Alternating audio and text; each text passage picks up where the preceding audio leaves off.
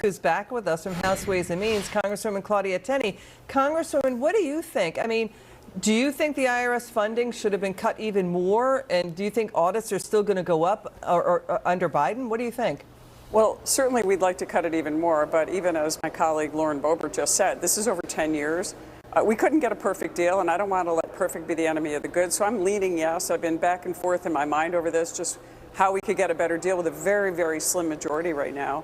But look, we got to do this incrementally. We've got to fight every year to reduce the IRS. They're hurting our small business community. I'm still a small business owner in upstate New York. Now, we're struggling like all other small businesses, and that's largely because of what goes on in New York State. High minimum wage. They didn't get everything they wanted in New York State this year. They wanted a $21 minimum wage. For now, they got a $17 minimum wage. All of this hurts us when we compete across state lines. When you look at states like Pennsylvania that only have a $7.50 wage, plus just the cost of doing business in New York, the unfunded mandates that are sent down. That's why I support the Tax Cuts and Jobs Act. That's why I also support making it permanent.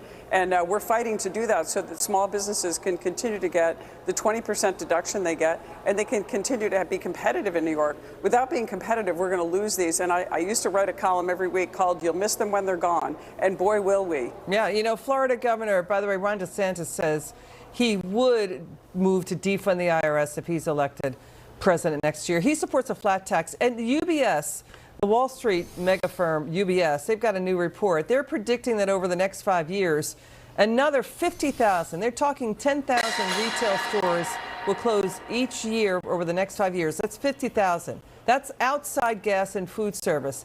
Congressman, we're talking mom and pop stores. Last year, there were more retail stores closing than openings. Over 2,000 stores across all retail sectors closed in the past 12 months. These are mom and pop shops. 6 out of 10 have less than 20 employees. They're the ones facing IRS audits. Right, exactly, because they can't afford to fight off the IRS. They can't afford lawyers and accountants and compliance. But if this is a problem that's been happening to small businesses. I ran a small newspaper.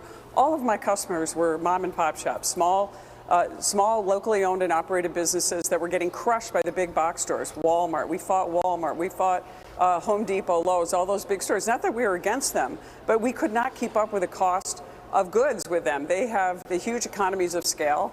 And so what we've got to recognize is that if we're going to be competitive, the Democrats always have this one-size-fits-all policy, and that's what New York State has done. That's why we've done this on the federal side as well. That's why we've lost small businesses. We have to understand that small businesses need room to grow. Entrepreneurs need to be nourished so they can flourish. If we don't do that, we're going to lose this. We're going to really make not just government consolidated. We're going to have consolidated businesses, which hurts entrepreneurship and hurts innovation and future growth and the ability of small business owners and young people to thrive in a future economy. Congresswoman Tenney, thanks for joining us tonight.